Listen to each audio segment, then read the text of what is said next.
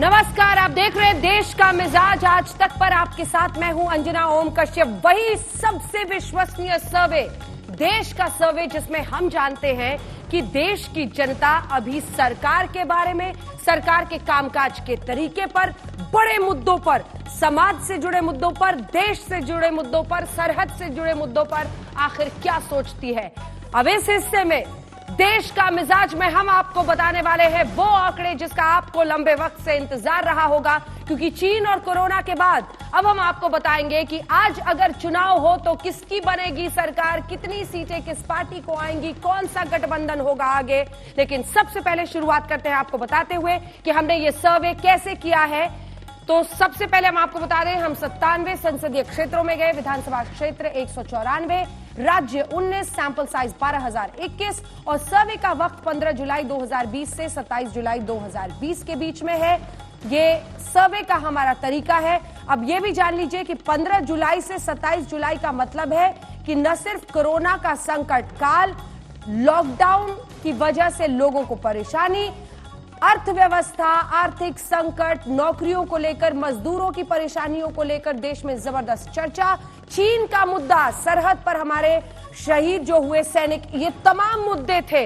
इन सब के बीच देश की राय क्या थी, इस पर हम बातचीत करेंगे। डॉक्टर संबित पात्रा हमारे साथ जुड़ेंगे और रागिनी नायक हमारे साथ कांग्रेस पार्टी से जुड़ेंगी। लेकिन उससे पहले आपको दिखा देते हैं अब आंकड़े। तो आइए करते हैं शुरुआत, सीधे लिए चलते हैं आपको देश के मिजाज के उस बड़े स्क्रीन की तरफ जिसमें हम तमाम आंकड़े आपके सामने रख रहे हैं। तो देश का मिजाज में जो पहला सवाल हमने लोगों से पूछा और परसेंटेज के साथ हम आज शुरुआत करने वाले हैं कि अगर आज हो चुनाव तो आप किसके लिए डालेंगे, किसको मिलेंगे कितने वोट। तो एनडीए, यूपीए और अन्य, हम पहले गठबंधन की बात करेंगे और गठबंधन का आपको दिखाएंगे आंकड़ा। तो सबसे पहले हम आपको दिखा रहे हैं, ये देखिए 42%। एनडीए को 42%, अगर आज हो वोट तो लोगों का कहना था कि हम वोट डालेंगे। 42% लोगों का कहना था कि हम एनडीए को वोट डालेंगे। वहीं 27% लोगों का कहना था कि वो यूपीए को वोट डालेंगे और 31 को वोट डालने वाले, माफ कीजिएगा, अन्य को वोट डालने वाले 31% लोग थे। तो हमने आपको सबसे पहले वोट परसेंटेज दिखाया। अब हम आपको करेंगे ट्रैकर, दिखाएंगे, हम आपको दिखाएंगे पिछले साल के चुनाव के मुकाबले ये ट्रैकर आखिर क्या कर रहा है।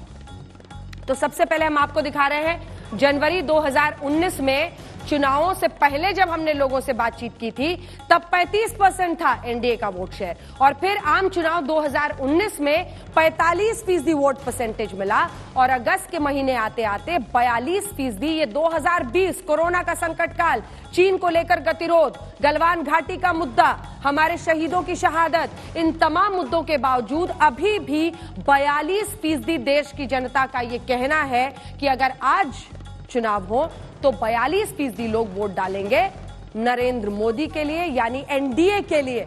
अब हम आपको बताते हैं, नहीं एक सेकंड, जल्दी से जरा दिखा दें ये भी कि यूपीए की क्या हालत है। 33% थी उस वक्त, 27% उनको वोट मिला और फिर अभी भी 27% पर ही अटके हुए हैं। और अन्य का आंकड़ा देखिए ट्रैकर में, जनवरी 2019 में 32, 28% मिला और अब कहां पर है। अब हम आपको दिखाएंगे सीट। जी हां, सबसे ज्यादा आप इसी का इंतजार कर रहे होंगे, एनडीए, यूपीए, अन्य। आइए अब आपको दिखाते हैं सीट। अगर आज हो चुनाव तो किसको मिलेंगी कितनी सीटें, एक बार फिर से जल्दी से यहां पर आकर हम आपको दिखा रहे हैं। 316 सीटें एनडीए को जाती हुई दिखाई दे रही हैं। ये ऐसे वक्त पर जब कोरोना, अर्थव्यवस्था, लॉकडाउन, नौकरियों को, आमदनियों को लेकर लोगों में जबरदस्त चिंता थी, फिर भी 316 सीटें एनडीए को जाती हुई, 93 यूपीए को और 134 अन्य को जा रहा है। हम आपको बता दें, हालांकि पिछली बार के आम चुनावों से थोड़ा सा ये नुकसान जरूर है, हम ट्रैकर आपको दिखाएंगे, थोड़ा सा नुकसान है आम चुनावों से, लेकिन फिर भी इस संकट के वक्त में भी अगर 316 एनडीए ले जा रही है और यूपीए को आम चुनाव के मुकाबले 93 सीटें ही आई थी, कोई फायदा नहीं है उनको, 134 उधर अन्य को जरूर फायदा होता है, यानी अन्य को कुछ फायदा जरूर होता हुआ दिखाया जा रहा है। और हम आपको अपने सर्वे के अब ट्रैकर आपको दिखा देते हैं, जरा ट्रैकर दिखा देते हैं। ट्रैकर से ही तस्वीर देखिए साफ होती है और इसीलिए जल्दी से आपको अब हम दिखा रहे हैं। जनवरी 2019 में जब हमने आम चुनाव के पहले किया था 237 आ रहा था, 353 आ गया और उसके बाद आम चुनाव के बाद अभी अगस्त के महीने में हम देख रहे हैं करीब करीब 37 सीटों का ये नुकसान आम चुनाव के मुकाबले दिख रहा है। फिर भी कंफर्टेबल मेजॉरिटी जिसे कहा जाता है अगर आज चुनाव हो तो। लेकिन यूपीए की हालत देखिए, 166 सीटें जनवरी 2019 में, और उसके बाद से आम चुनाव में आए 93, वही 93 पर अभी अटके हुए हैं। अदर्स को जरूर थोड़ा सा फायदा हुआ है, 140 था, 97 उनको आए, लेकिन 134 एक बार फिर से उनको दिखा रहा है। तो थोड़ा बहुत जो है एनडीए का नुकसान है वो सारा का सारा अन्य की झोली में जा रहा है, यूपी के पास नहीं जा रहा है। अब हम आपको दिखाते हैं कि अगर बीजेपी की सीटें, अभी तक हमने आपको गठबंधन की सीटें दिखाई, सबसे पहले वोट परसेंटेज दिखाएंगे, बीजेपी के साथ शुरुआत करते हैं। और वोट परसेंटेज अब हम दिखा रहे हैं आपको स्पेसिफिक पार्टी वाइज जब आप देखते हैं तो 36% देखिए वोट परसेंटेज जा रहा है सिर्फ भारतीय जनता पार्टी को, कांग्रेस को 19% और 45% अन्य को जा रहा है वोट। जो आप देख रहे हैं वोट परसेंटेज में सीट वाइज जब हम पार्टी स्पेसिफिक देखते हैं तो 36% है बीजेपी के पास, लेकिन अन्य के पास बहुत बड़ा हिस्सा है, 45% का उनके पास जा रहा है। अब सीटें आपको जल्दी से दिखा देते हैं कि बीजेपी को कितनी सीटें आती हुई दिख रही हैं, कांग्रेस को कितनी और अन्य के खाते में कितनी। तो बीजेपी को 283 सीटें। अब याद रखिए जब हम बीजेपी की बात करते हैं तो फिर जो अन्य पार्टियां बच जाती हैं वो सभी अन्य में जा रही हैं। 49 सीटें, हालांकि आपको बता दें एक बार बीजेपी पर रुककर 303 सीटें बीजेपी ने आम चुनाव में जीती थी, तो उससे 283 जो है एक थोड़ा सा नीचे आता हुआ है। 52 सीटें जीतने वाली कांग्रेस पार्टी 49 पर जाकर अटकती है और 211 सीटें 188 थे वो 211 पर पहुंचते हुए दिखाई दे रहे हैं। हम आपको ट्रैकर भी दिखाएंगे वोट का, लेकिन अभी भी अगर चुनाव होते हैं तो स्पष्ट बहुमत बीजेपी को मिलने के पूरे आसार हैं। इसे स्पष्ट बहुमत ही कहा जाता है। ये अब आपको सीधे लिए चलते हैं, डॉक्टर संबित पात्रा हमारे साथ जुड़ रहे हैं और रागिनी नायक हमारे साथ चर्चा में जुड़ रहे हैं। बड़ी खबर इस वक्त की, अगर आज हो चुनाव तो India today group of Kavi insight के सर्वे के मुताबिक एनडीए की ही बनेगी स्पष्ट बहुमत के साथ सरकार और भारतीय जनता पार्टी अपने बलबूते ही सरकार बनाने की परिस्थिति में दिखाई दे रही है। तो फिर इस खबर से गदगद डॉक्टर संबित पात्रा जी, पहला सवाल आपसे लेंगे। रागिनी नायक जी भी हमारे साथ जुड़ गई हैं, राष्ट्रीय प्रवक्ता। डॉक्टर संबित पात्रा, जाहिर तौर पर अगर आज चुनाव हो और इन परिस्थितियों के बावजूद आपकी सरकार बनती हुई दिख रही है तो एक बड़ी उपलब्धि के तौर पर देखा जाएगा, लेकिन अन्य पर आपको नजर रखनी पड़ेगी क्योंकि उनमें भी जबरदस्त इजाफा हो रहा है। जो थोड़ा बहुत नुकसान दिखता है वो उनकी तरफ जाता है। डॉक्टर पात्रा। देखिए अंजना जी, आज जो आपने मूड ऑफ द नेशन किया है और ये जो सीट और वोटिंग परसेंटेज दिखाया है, इसमें दो चीजें ध्यान देने योग्य है। मोटा मोटा अगर कहा जाए तो मैं आज कह सकता हूं कि लगभग स्टेटस क्वो बरकरार है, क्योंकि बहुत ज्यादा फर्क नहीं है। 42%, 45%, 303 सीटें थी, 20 सीटें कम आई हैं, तो ज्यादा फर्क नहीं है। कांग्रेस के पास 52 थी, वो 49 हो गई है। तो एक तरह से देखा जाए तो स्टेटस क्वो बरकरार है। और वो भी देखिए, दूसरी सबसे महत्वपूर्ण बात है, विगत 100 वर्षों में स्पेनिश फ्लू के बाद अगर पूरा विश्व सबसे खराब समय से गुजर रहा है तो ये समय है, कोरोना काल है। इससे पहले 100 वर्ष पहले ऐसा समय आया था जब पैंडेमिक हुआ था, पूरा विश्व एक तरफ विध्वंस की तरफ बढ़ रहा था, विश्व के ऊपर काले बादल मंडरा रहे थे। आज ठीक उसी प्रकार, चाहे अमेरिका हो, चाहे रशिया हो, चाहे ब्राजील हो, चाहे बाकी देश हो, यूरोप हो, आज सबके ऊपर काले बादल मंडरा रहे हैं। उसके बावजूद भी नरेंद्र मोदी जी ने स्टेटस को बनाए रखा है। मैं ज्यादा नहीं कहूंगा, आज मेल टुडे ने बहुत कुछ कहा है। ये जो हेडलाइन मेल टुडे का है, आप ही के अखबार का है, Modi best bet amid corona and China crisis. कोई भी क्राइसिस हो, Modi is the best bet. मैं इतना ही कहूंगा आज तक में कि मोदी से अच्छा बेट हिंदुस्तान के लिए अभी कोई नहीं है। जहां तक अन्य का सवाल है, चाहे अन्य हो चाहे कांग्रेस पार्टी हो, दूर दूर तक कोई नहीं है। Modi is the best bet. बताइए रागिनी जी, अब क्या कहने को बच गया है? मोदी है तो मुमकिन है, अब Modi is the best bet और आप जहां खड़े थे वहीं खड़े हैं।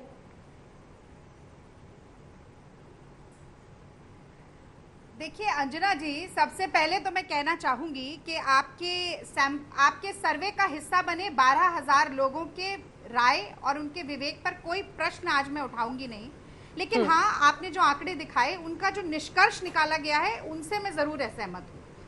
थोड़ा गौर फरमाते हैं।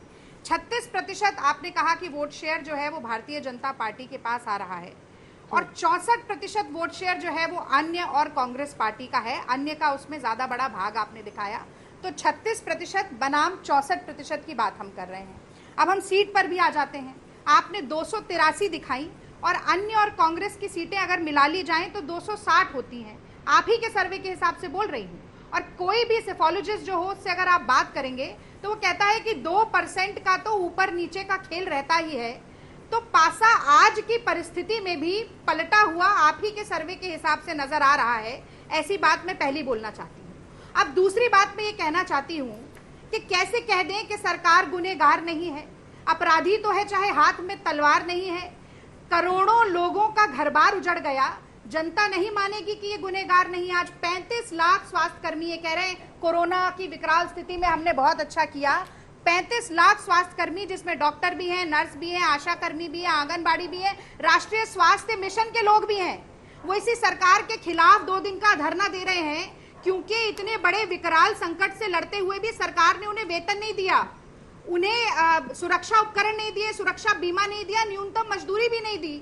अब इन लोगों की राय तो मुझे लगता है मोदी सरकार के पक्ष में नहीं होगी। वो हमारे जवान जो आज सीमा पर खड़े हैं, आज भी चीनी सेना को खदेड़ने के लिए, उस चीनी सेना ने जब हमारे देश में अतिक्रमण किया और उसकी जो जानकारी के दस्तावेज थे जो बता रहे थे कि 17-18 मई को पेंगोंग त्सो में, गोगरा में चीनी सेना अंदर घुसी है, वो गायब हो गए, तो उन सैनिकों और उनके परिवारों को तो आज मोदी सरकार की कार्यप्रणाली से खुशी नहीं होगी। और वो सारे लोग, अंजना जी, जिनका रोजगार छिना है, जिनके मुंह से निवाला छिना है, जिनका बैंक अकाउंट खाली हो गया, वो याद करेंगे कि अमित शाह जी ने 72,000 LED स्क्रीन लगाकर बिहार में वर्चुअल रैली की थी, लेकिन 7500 रुपया गरीब के अकाउंट में ये सरकार नहीं डाल पाई। ये लोग क्या मोदी सरकार को वोट करेंगे? ये बहुत बड़ी अतिशयोक्ति है। ज्वार जो है वो अन्य और कांग्रेस के पक्ष में है, भाटा मोदी सरकार के पक्ष में है, ये आपका सर्वे दिखाता है। गुस्सा है आपके खिलाफ, ये सर्वे बता रहा है। रागिनी जी ये कह रही हैं, और जो लोग सीधे तौर पर प्रभावित हुए हैं वो आपके लिए वोट कर ही नहीं सकते। ये उनका सीधा सवाल है, इसका आप जवाब दीजिए डॉक्टर पात्रा। ये अगर कह रही है कि सर्वे दिखा रहा है कि भारतीय जनता पार्टी और एनडीए के लिए गुस्सा है, तो मुझे लगता है तो फिर मुझे जवाब नहीं देना चाहिए, मुझे तो डिबेट भी नहीं करना चाहिए। इतना बड़ा देखिए, आपको समझना पड़ेगा। 2014 आप मूड ऑफ नेशन दिखा रही हैं। 2014 के बाद ही कांग्रेस पार्टी का मूड ऑफ है, इनका मूड ठीक नहीं होने वाला है। देखिए, मूड जब हिंदुस्तान का मूड एक तरफ होता है, कांग्रेस पार्टी का मूड दूसरी तरफ होता है। सर्जिकल स्ट्राइक होता है तो सारे लोग, सबके मूड अच्छे होते हैं, कांग्रेस पार्टी का मूड खराब होता है। एयर स्ट्राइक होता है तो सारे लोगों के मूड अच्छे होते हैं, कांग्रेस पार्टी का मूड खराब होता है। राम मंदिर बनता है तो पूरी हिंदुस्तान दिवाली मना रही होती है, सबके मूड एलिवेटेड होते हैं, कांग्रेस पार्टी का मूड खराब होता है। देखिए, ये अभी कह रहे थे कि लोगों के अकाउंट में पैसा नहीं है, लोग बहुत गरीब हो गए हैं, लोग एकदम खराब हो गई स्थिति उनकी और कोई भी वोट नहीं देगा मोदी जी को। आप हूबहू यही स्टेटमेंट याद करिए राहुल गांधी जी 2019 के चुनाव से पहले। मैं एक स्टेटमेंट हूबहू सुनाता हूं। ये मोदी अभी क्या कर रहा है, अभी 6 महीने में देखना, इसको लोग मिलके, युवक लोग लाठी से मारेंगे। आपको याद होगा मोदी जी के लिए कहा था 6 महीने में इसको पकड़ के लाठी से मारेंगे, एग्जैक्टली यही शब्द कहा था। अभी लोगों को नौकरी नहीं मिली है, युवक पिटाई करेंगे मोदी जी को। मोदी जी ने कहा था मैं सूर्य नमस्कार की संख्या बढ़ा लूंगा और मैं अपनी कमर को और अपनी पीठ को सख्त बना लूंगा लाठी खाने के लिए। नतीजा आपने देख लिया, नो कॉन्फिडेंस मोशन तक लेकर आए थे इन्हीं सब विषयों को लेकर। आज तक इनका टेप रिकॉर्डर बंद नहीं हो रहा है। और मैं अंजना जी अंत में 10 सेकंड में इतना ही कहना चाहूंगा, देखिए आपको समझना पड़ेगा कि कांग्रेस का मूड क्यों खराब है, क्योंकि खुद ही इनके नेता ने कहा हमारे पास निकम्मा है, हमारे पास नकारा है, और जिसके घर में निकम्मा और नकारा होगा उसका मूड तो, और देखिए ये शब्द मैंने नहीं कहा है, ये शब्द इन्हीं के नेता ने कहा है, जिसके घर में निकम्मा और नकारा होगा उसका मूड तो परमानेंट ही खराब होगा। इसमें मैं क्या कर सकता हूं? रागिनी जी देखिए, जब मोदी सरकार कहे कि हमें आत्मनिर्भर भारत बनाना है और बना दे चीन निर्भर भारत, आईपीएल की स्पॉन्सरशिप चीनी कंपनियों से ली जाए, जब एफडीआई का निवेश जो चीनी भारत में हो रहा है यूपीए सरकार के समय पे $500 बिलियन हो और अब $4.5 बिलियन हो जाए, जब देश के 5 बड़ी मोबाइल कंपनियां जो हैं वो चीनी हो जाएं, तो मूड तो खराब होगा ही, क्योंकि गलबैया तो मोदी जी ही कर रहे थे, झूले भी झूल रहे थे और उसी चीन ने एक बार नहीं दूसरी बार डोकलाम में हमें परेशानी दे चुका है चीन। उसके बाद दोबारा पीठ में ये जो चाकू घोंपने का काम किया है, तो ये सरकार चेती क्यों नहीं इस बात पे? मूड तो ऑफ होगा। एक मिनट जल्दी से खत्म करूंगी, जरा मूड पे बात तो कर लें। आज संबित पात्रा मूड पे जानना चाहते हैं कांग्रेस का मूड क्यों खराब है। और इन्होंने कहा भाई ये तो बात कही गई थी कि मोदी के पीएम केयर फंड से 2000 करोड़ रुपया 50,000 वेंटिलेटर खरीदने के लिए लगाया जाएगा। जून के अंत तक जेपी नड्डा जी ने कहा वेंटिलेटर आ जाएंगे, लेकिन आज भी केवल 19,000 इनके सरकारी आंकड़ा है वेंटिलेटर का। तो मूड तो कांग्रेस पार्टी का खराब होगा, क्योंकि ये सरकार जो विफलता पे विफलता के नए प्रतिमान खड़ी करती जा रही है, उस पे अंकुश लगाने का काम कांग्रेस पार्टी का है। अब देखिए, देश में जब 1000 केस थे तो मोदी जी ने पूरे देश में ताला लगा दिया, और आज जब 20 लाख केस हो गए हैं तो मोदी जी के मुंह पे ताला लगा है। तो इस पर कांग्रेस पार्टी का मूड तो खराब होगा। और इस बात पर भी मूड खराब होगा कि तमाम कोरोना के संकट के दौरान आप जिस लोकतंत्र पे आज भरे खुश हो रहे हैं कि आपको जीत दी है, उसी लोकतंत्र और संघीय ढांचे के परखच्चे उड़ाने का काम आप करते रहे। मध्य प्रदेश में भी आपने किया और अब राजस्थान में भी आप लगे हुए हैं। तो आपके लिए प्रायोरिटी लोगों की जान बचाना नहीं है, आपके लिए प्रायोरिटी हर मुद्दे पर वोट हासिल करना है। रागिनी जी, आप ही से सवाल है, थोड़ा सा डॉक्टर पात्रा रुक जाइए एक सेकंड। आपने कहा मूड तो आपका खराब हो गई, आप मूड अच्छा रखिए खराब रखिए, उसमें कोई दिक्कत नहीं है। आप कह रही हैं देश को आत्मनिर्भर बनाना है तो बहुत कुछ, पहले तो कांग्रेस आत्मनिर्भर बने। आप ये ग्राफ देख रही हैं इस वक्त रागिनी जी जो हम स्क्रीन पर दिखा रहे हैं, आत्मनिर्भर तो कांग्रेस पार्टी को बनना होगा। देखिए अदर्स को 211 पहुंच रहे हैं, जो थोड़ा बहुत बीजेपी को नुकसान हो रहा है वो अदर्स में जा रहा है। क्या आपने कोई ऐसा नेता खड़ा किया जो खुलकर मुकाबला दे सके नरेंद्र मोदी को? यह सवाल का जवाब दीजिए ना आप। क्या आपने उनके टक्कर में कैसे व्यक्ति को खड़ा किया? अध्यक्ष बने राहुल गांधी कुछ दिन के लिए, फिर वो पीछे हट गए जब चुनाव हुए और कुछ जगहों पर नाकामी मिली। कौन है आपका वो नेता जो नरेंद्र मोदी के सामने खड़ा होकर ललकारेगा और जो देश का विश्वास जीत पाएगा? इस सवाल का जवाब दीजिए ना। कांग्रेस तो पहले आत्मनिर्भर बन जाए। नहीं, देश की जनता का विश्वास हमने लगभग गुजरात में तो जीत ही लिया था, मध्य प्रदेश, छत्तीसगढ़, राजस्थान में भी जीता।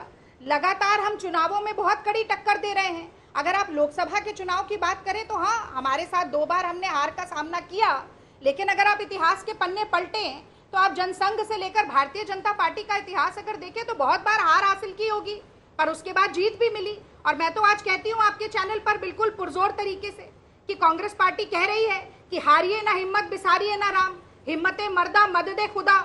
हम मुद्दे भी उठाएंगे, हम जनता को सचेत करने का काम भी करेंगे, हम मोदी जी की जितनी गलतियां हैं उनको हम हाईलाइट करेंगे, जनता के सामने लाएंगे और हम हिम्मत के साथ चुनाव लड़ेंगे। आप मुकाबले में कौन सा नेता खड़ा है? की भी लड़ाई होती है और बहुत बार अवधारणा की मुकाबले में कौन है नरेंद्र मोदी के सामने? उसमें मोदी जी बहुत बार आगे निकल जाते हैं। एक सवाल का तो मेरे भी सवाल का जवाब दीजिए ना रागिनी जी। सच्चे का बोलबाला और झूठे का मुंह काला होता है। ये सब तो राहुल गांधी जी भी ट्विटर पर लिख देते हैं। मेरे सवाल का एक जवाब दीजिए ना। मैं जनता के पर्सपेक्टिव से आपसे पूछती हूँ, कौन है वो नेता आपका जो मुकाबले में सामने खड़ा होगा नरेंद्र मोदी के?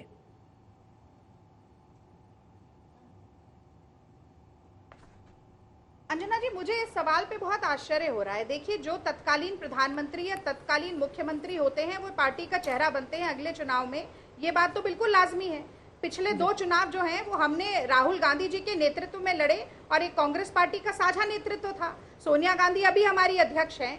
3 साल बाद मुझे लगता है कि बहुत ही पुरजोर तरीके से हम दोबारा चुनाव लड़ेंगे। और आप देखिए कि जो आप ग्राफ भी दिखा रहे हैं, जो अभी धीरे धीरे नीचे जाता दिख रहा है भारतीय जनता पार्टी का, उसमें बहुत ज्यादा तेजी आने वाली है। एक जल्दी से बात जोड़ दूं, जब नोटबंदी का निर्णय लिया था मोदी सरकार ने तो बहुत गाल बजाए थे और ये कहा, उस वक्त मोदी जी की पॉपुलैरिटी एकदम शूट अप करके गई थी। और उसके बाद नोटबंदी के दुष्परिणाम इतने निकले कि अर्थव्यवस्था का बंटाधार हो गया। तब मनमोहन सिंह जी ने कहा था कि 2% कम से कम जीडीपी नीचे गिरेगी और मोदी जी ने संसद में खड़े होकर कहा था कि ये रेनकोट पहनकर ना आते हैं, और उसके बाद जो मनमोहन सिंह जी ने कहा वो सच हुआ। तो आपको एकदम एक मियोपिक पॉइंट ऑफ व्यू से त्वरित रूप से अगर आप देखें तो आपको लगता है बहुत बड़ा है, बहुत पॉपुलर है, लेकिन धीरे धीरे ये जो हुआ है कोरोना काल में, अब आपका ग्राफ गिरना शुरू हुआ है तो नीचे फिसलता ही चला जाएगा, ये कह रही है वो। जवाब दीजिए। तो ये ज्योतिषी बन गए हैं।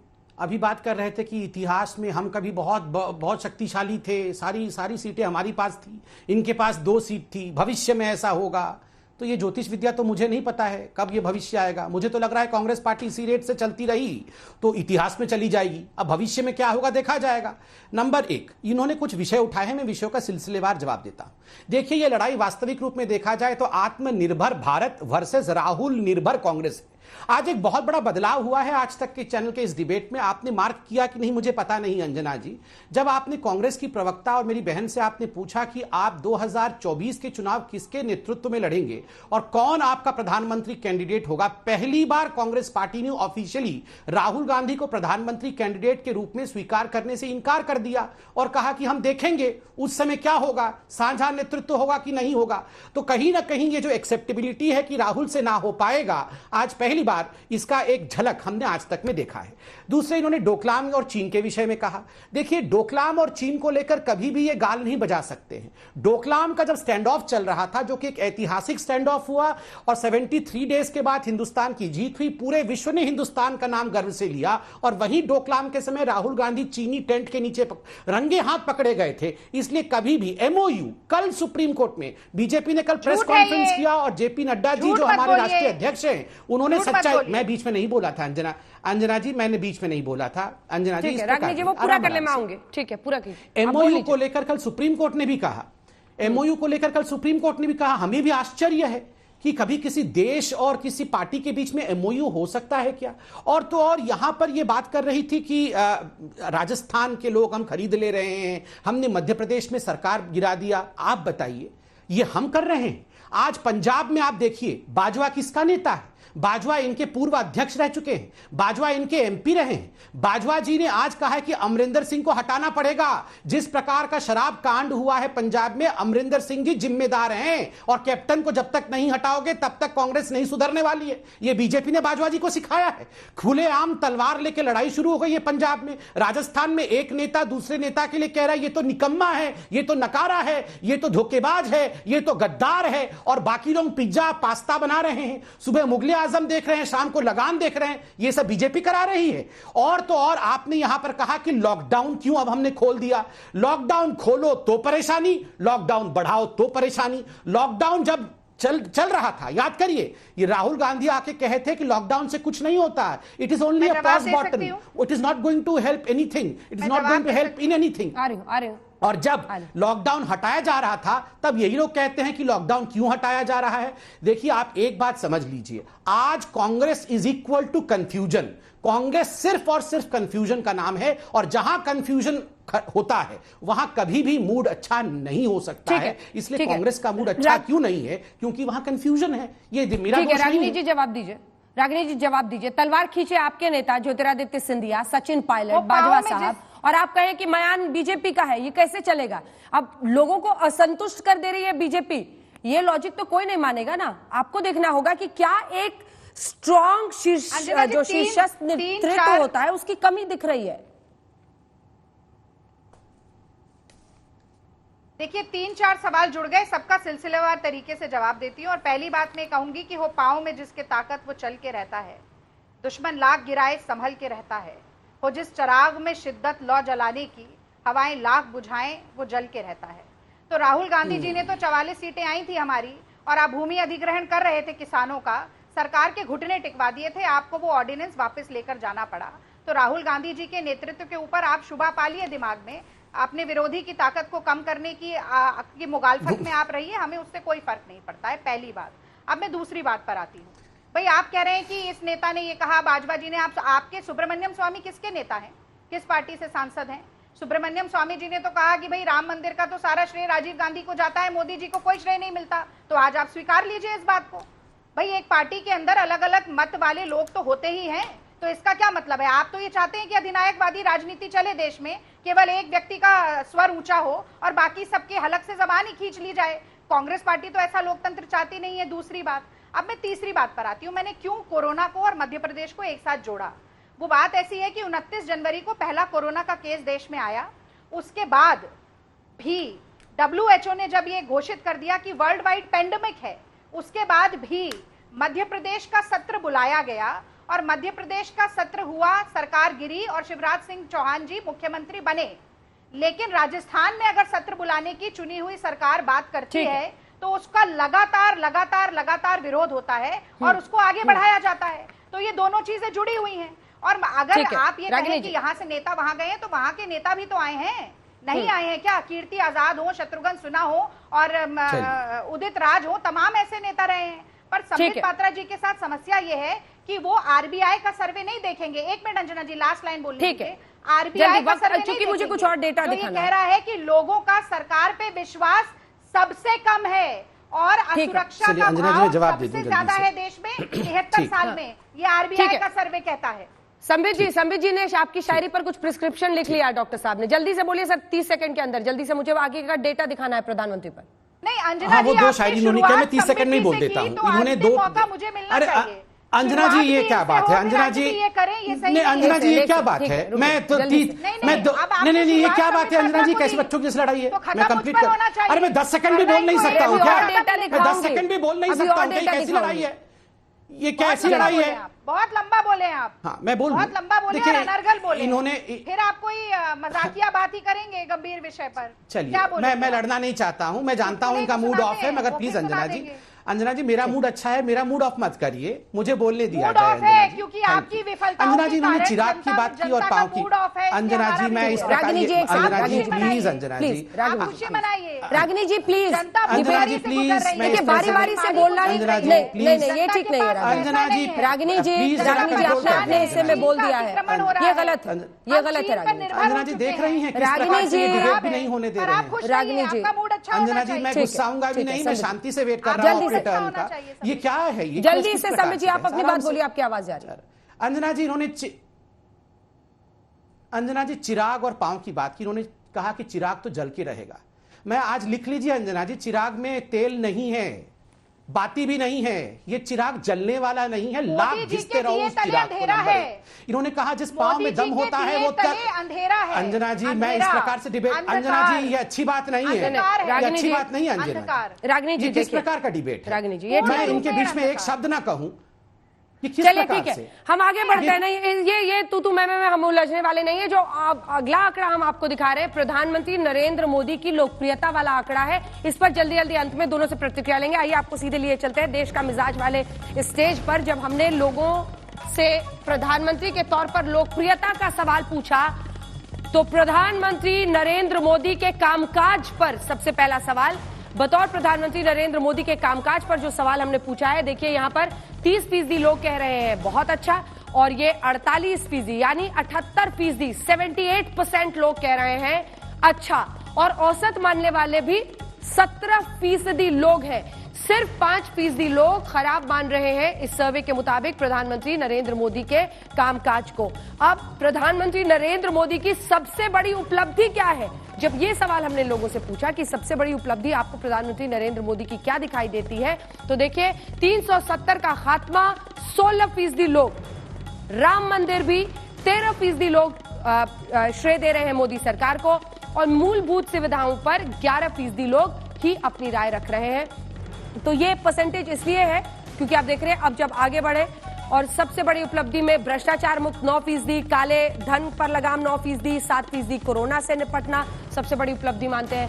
जब हमने ये सवाल पूछा कि हिंदुस्तान के इतिहास में सबसे अच्छा प्रधानमंत्री अब तक आप किसको मानते हैं, तो कौन था वो चेहरा जिस पर लगी सबसे ज्यादा लोगों की मुहर, सभी को पीछे छोड़ते हुए पहली बार ऑल टाइम हाई 44% लोगों ने इस सर्वे में हमें कहा कि प्रधानमंत्री नरेंद्र मोदी ही उनके हिसाब से देश के सबसे बेहतर प्रधानमंत्री हैं। इसके बाद दूसरे नंबर पर 14% अटल बिहारी वाजपेयी, 2 लोग ही एनडीए की तरफ से हुए, उनको भी बहुत पीछे छोड़ते हुए प्रधानमंत्री नरेंद्र मोदी निकल गए। इंदिरा गांधी आयरन लेडी कही जाती थी, लेकिन वो 12% पर रही, और जवाहरलाल नेहरू 7% पर इस वक्त है मौजूदा हालात में। और मनमोहन सिंह के लिए भी, हालांकि यूपीए के प्रधानमंत्री 2 बार जो मनमोहन सिंह रहे प्रधानमंत्री, वो भी इस लिस्ट में हैं, और 7% लोग उन्हें मानते हैं लोकप्रिय। 44% लोग प्रधानमंत्री नरेंद्र मोदी को ऑल टाइम हाई पर। जल्दी से पात्रा जी अपनी बात पूरी कीजिए इस पर एक टिप्पणी, फिर मैं रागिनी जी से एक टिप्पणी इस पर लूंगी, और अपनी अपनी बारी में बोले प्लीज। इस पे तो टिप्पणी की आवश्यकता नहीं है। मुझे लगता है थोक भाव में मुझे कांग्रेस पार्टी को हमें बरनौल भेजने पड़ेगा, क्योंकि उनको उसी चीज की आवश्यकता है। अभी डिबेट में भी मुझे बोलने नहीं देंगी, बीच बीच में चिल्ला रही थी।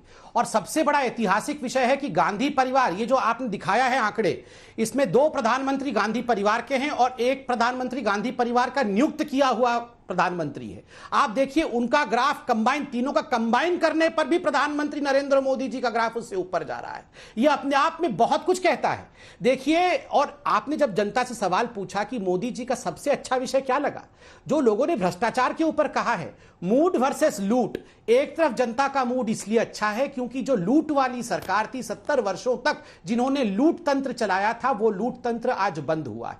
दूसरी बड़ी बात है, जो मौलिक विषय थे जिनको लेकर हम आए थे, चाहे राम मंदिर का विषय हो, चाहे आर्टिकल 370 का विषय हो, संकल्प से सिद्धि तक का सफर नरेंद्र मोदी जी ने तय किया था। जो कहा वो किया।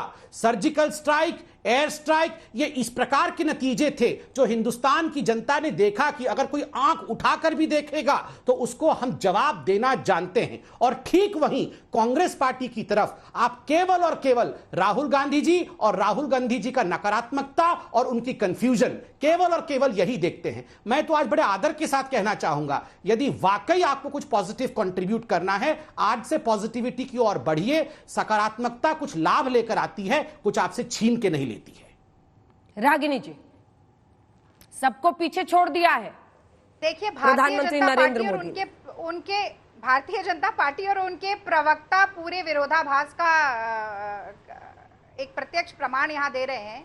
एक तरफ पॉजिटिविटी की बात कर रहे हैं और दूसरी तरफ बरनौल भेज रहे हैं। निम्न स्तरीय डिबेट। आप दोनों से कह रही हूं, आप भी समझिए और आप भी रागिनी जी, किसी ब्रांड का प्रचार मत कीजिए आज तक पर। रूप से बहुत स्वस्थ हो, किसी ब्रांड का प्रचार मत कीजिए। आप स्वस्थ हो, स्वस्थ रहें। हाँ, तो नहीं, मैं भेजूंगा, कोई नहीं, मैं वो भेजूंगा। वो जलन जहां होती है वहां लगाना होता है। राहुल जी को दीजिएगा, आप भेज दीजिए। हाँ, मानसिक स्तर तो बड़ा है ना। 2024 में निकम्मा, नकारा, धोखेबाज, गद्दार तो आपके यहाँ है और हमारे मानसिक स्तर खराब है। रागिनी जी, आप बौखला लीजिए, आप फड़फड़ा लीजिए, केवल यही पता चलता है कि नहीं, मैं बिल्कुल बौखलाता हूँ। आप जब थोड़ी देर पहले मुझे बोलने नहीं दे रही थी ना, तो कैसे लग रहा था आपको अभी पता चलेगा, क्योंकि पूरे समय जब आप बोलेंगे तो मैं भी बोल सकता हूँ। में भी गोबर ही भी पता होना चाहिए। और वही आपके मुंह से भी बाहर निकल रहा है। बिल्कुल, गौमूत्र का सेवन करने में हमें कोई परेशानी नहीं है। पढ़कर आइए, बिल्कुल, तैयारी करके आइए। श्री राम जी का नाम लेने में, गौ माता का नाम लेने में हमें कोई परेशानी नहीं है। हम राम जी को भी चाहते हैं, गौ माता को भी चाहते हैं, हिंदू धर्म को भी चाहते हैं, भारतवर्ष को भी चाहते हैं और भारत के इतिहास से भी प्यार करते हैं। आपको तो केवल इटली से प्यार है, आपको भारत से क्या प्यार है?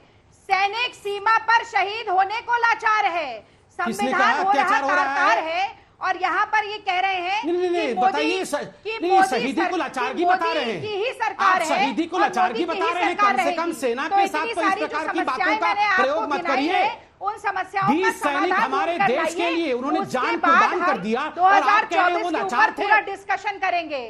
जो हमारे 20 सैनिक शहीद हुए, आपने 20 ऐप बंद कर दिए। ये जवाब दिया है मोदी सरकार ने।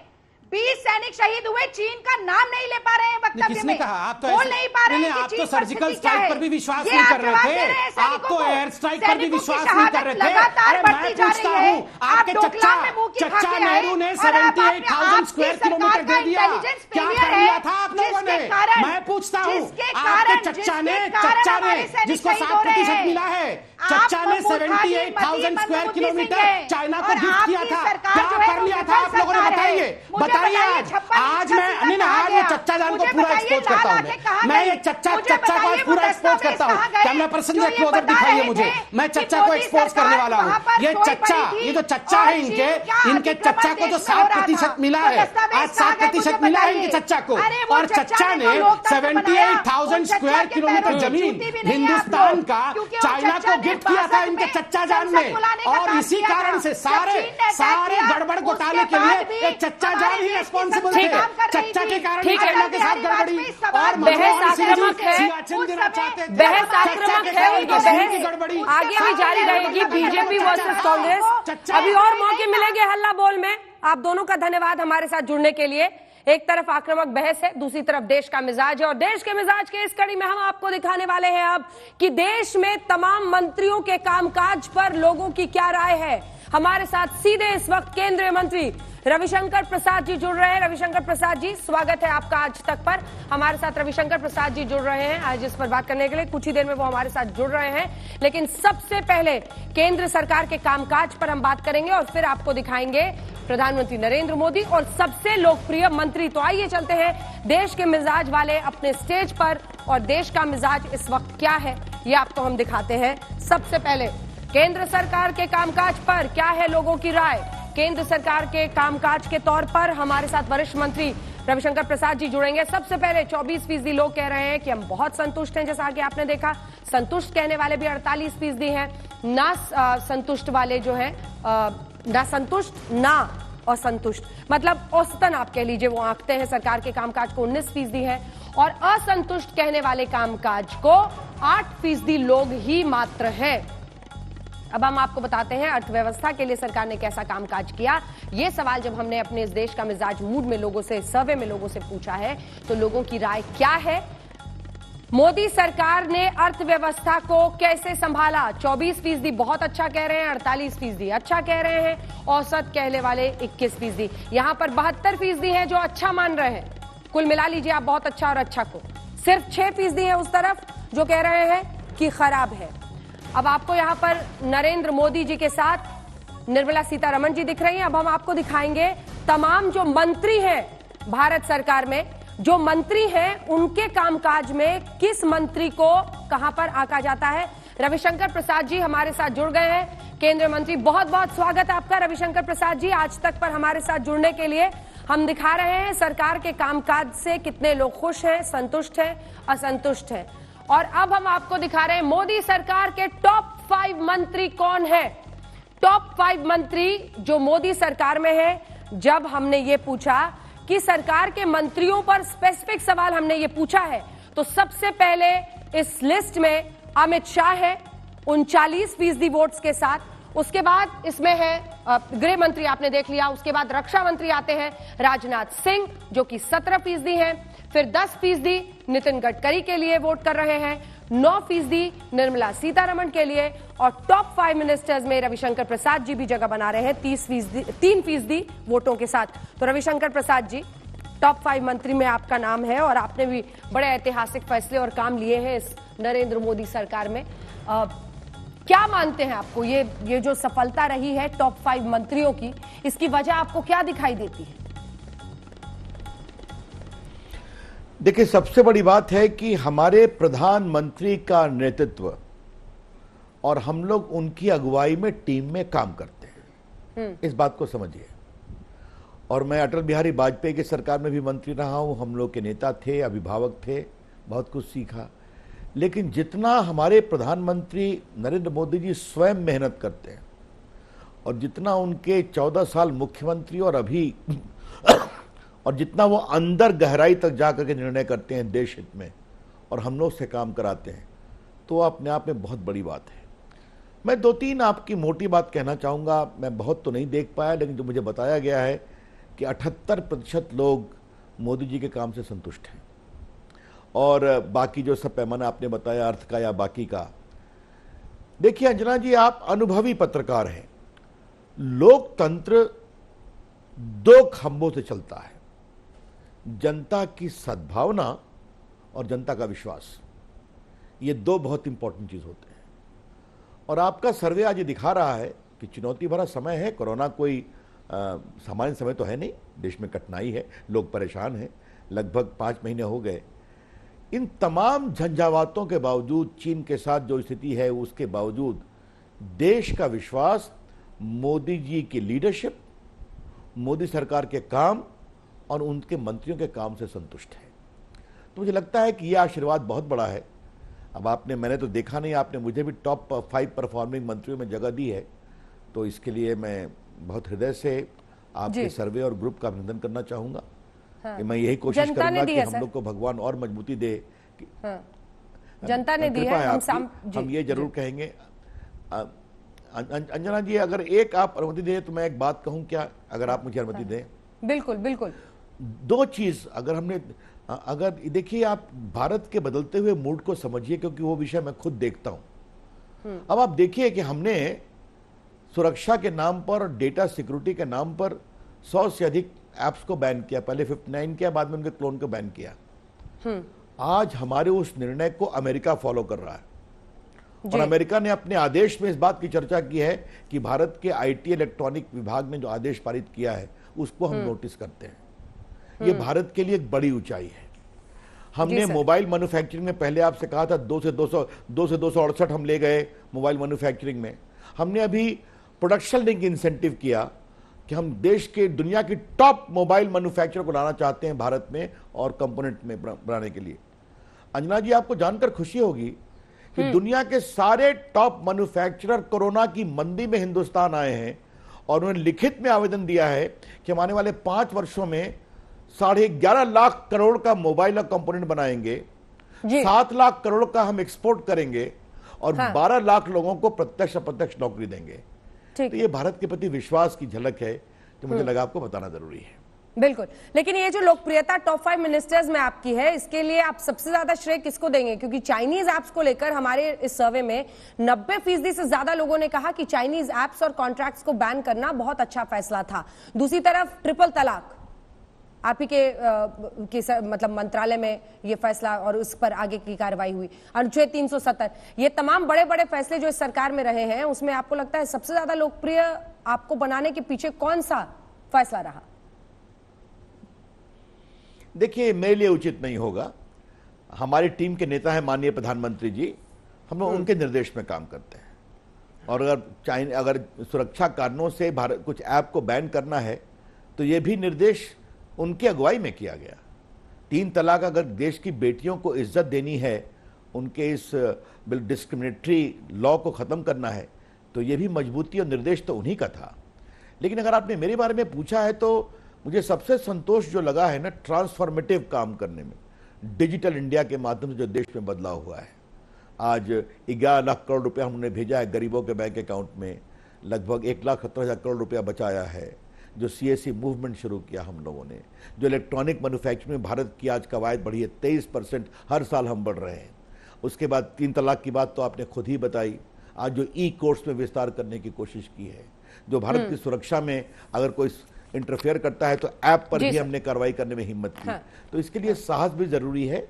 ठीक है, अच्छा है, हमारा काम है अंजना, ईमानदारी से काम करो, भारत मजबूत बने। जनता आशीर्वाद देती है तो सर झुकाकर उनको प्रणाम।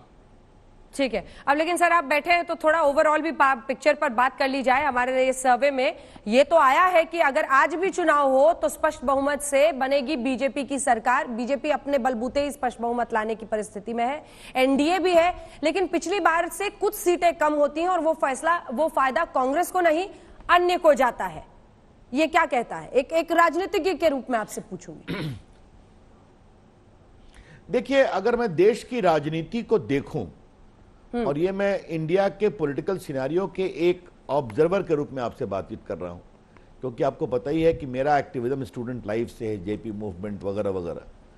कांग्रेस की जो गिरावट है ना, ये अपने आप में मतलब कई सवाल खड़े करती है। जैसे लगता है ना, सेल्फ किलिंग इंस्टिंक्ट, एक शब्द होता है अंग्रेजी में। अब आप कहेंगे कि आप भी तो नीचे हुए थे, हम नीचे हुए थे, 284 में हुए थे इंदिरा गांधी की शहादत के बाद, 89 में संभल गए ना। कांग्रेस पार्टी के संभलने के लक्षण नहीं दिखाई पड़ रहे हैं। और जिस तरह का, मैं ऐसे शब्दों का प्रयोग कम करता हूं अंजना, लेकिन एक प्रकार से कहूंगा, एक प्रकार की जो एनार्किस्ट सोच राहुल गांधी की बन रही है ना। ये एक बड़ी पार्टी जिसने 57 साल इस देश पर राज किया है, उनकी एबिलिटी से वो है नहीं है, छोड़ दीजिए, वो है परिवार के कारण है, लेकिन है। अगर उनकी सोच देश के बारे में ऐसी है तो कभी कभी पीड़ा होती है। अब उनकी बात उनको मुबारक है। आप बहुत सख्त शब्द इस्तेमाल कर रहे हैं उनके लिए, के लक्षण दिखाई नहीं। आप अनार्किस्ट कह रहे हैं उन्हें। एनार्किस्ट सोच कहा, क्षमा करिए जी, मेरे शब्दों को ध्यान रखिए आप।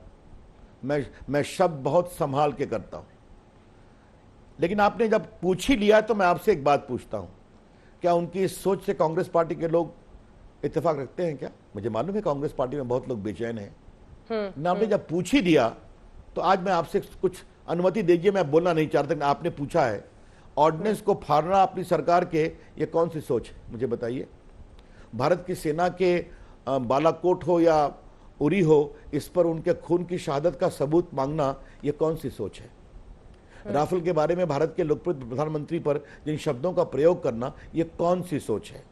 और अभी जब भारत ने चीन के खिलाफ दुनिया में इतनी बड़ी घेरेबंदी कर दी और दिखा दिया कि भारत का आंतरिक साहस कितना है और पूरा देश उसको आपके सर्वे में स्वीकार कर रहा है, फिर भी रोज ट्वीट करके मनोबल को कमजोर करना, ये कौन सी सोच है। तो मैंने सोच की बात की और सोच प्रमाणों के साथ बोला है। तो चलिए अब आज हम राहुल गांधी पर अपना समय नहीं जाया कर, आपने पूछा तो अपनी बात कहा है। जी सर। लेकिन हाँ, जो कांग्रेस से इतर जो लोग देश की राजनीति जा रही है, तो ये सोचना कांग्रेस पार्टी को है। ठीक है। जहां तक हमारा सवाल है, तो मैंने आपके सर्वे को तो थोड़ा देखा है डिजिटल, तो आपने हमें जो 19 में दिखाया था, हम जनवरी में जब रिजल्ट आया तो हम लोग कहां चले गए। जी जी। तो फिर जब अभी 24 है अंजना जी, 24 की प्रतीक्षा करिए।